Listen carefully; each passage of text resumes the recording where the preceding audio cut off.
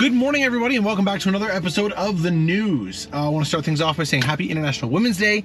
It is a fantastic day today. It looks like it's getting warmer here in the city. Next week is supposed to be absolutely beautiful, so I'm thinking about maybe going out to the mountains and doing the episode next week, so we'll see. This week we have a relatively short episode. We have two topics to cover. Very slow week for the news in the Ford world, but still some pretty cool stuff regardless. So without further ado, let's just get right into this.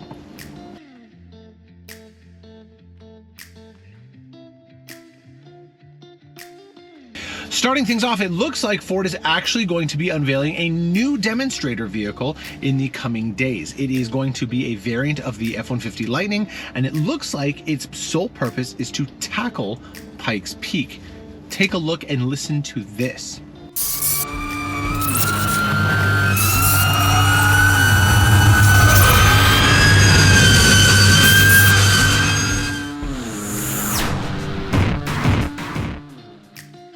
So as you can see, they're being relatively secretive about it, but they do release that sound clip. So that sound is obviously those motors whirring away, absolutely pounding the pavement. It'd be very interesting to see what this thing looks like because, and this is the interesting fact about hill climb vehicles, they have very specific aero. A lot of them look like this.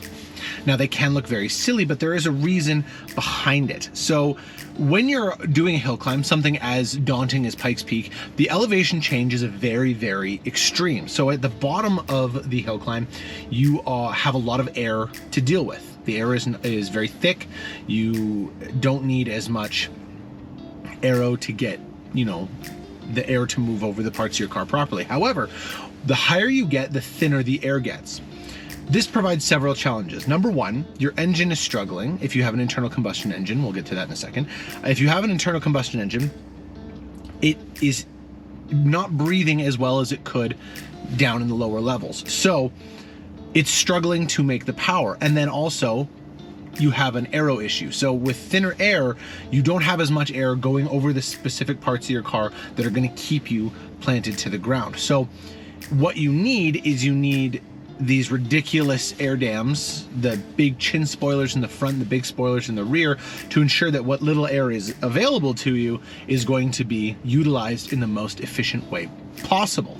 So I'm really interested to see what they do with this F-150 Lightning Demonstrator, if it's going to have some crazy aero, or if it's going to have it sculpted right into the body of the vehicle. If you guys remember last year, the super van, the 1400 horsepower transit van, tackled Pikes Peak, and that was an absolute wicked ride for them. They set records, and obviously the van doesn't have a lot of aero on it, mainly because and I could be wrong about this, but it's an EV. So now, obviously, like I was saying earlier, when you're driving in thinner air, your engine is having trouble sucking in the air to make the engine run efficiently. However, with an EV, you don't run into that problem because you're not using air to combust. So EVs do a lot better in the upper portion of a hill climb. So it'll be interesting to see how the Lightning does. Is it going to break the record for the super van? Is the super van going to come back and race alongside it? Super exciting.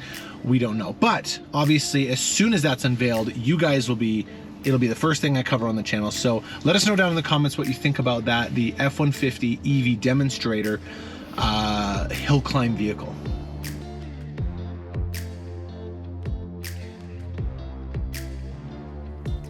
All right, now the second thing up on our docket is the Mustang's main competition, the Dodge Charger.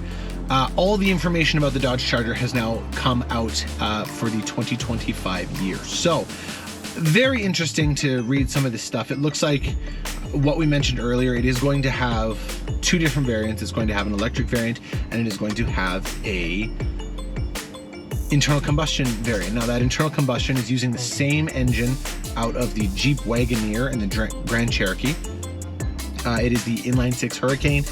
It has a standard output and a high output. The standard output is a 420 horsepower. The high output model is a 550 horsepower. And then if you go to the electric Charger Daytona, you will get a 670 horsepower vehicle. So the question begs to be asked is, are these vehicles now in the same league as the Mustang because of what engine they have? would you now classify this as more of a sports car instead of a muscle car? I don't know. I'm curious as to what you guys think. What classifies a muscle car as a muscle car? Can you have a 6-cylinder muscle car? Can you have an electric muscle car?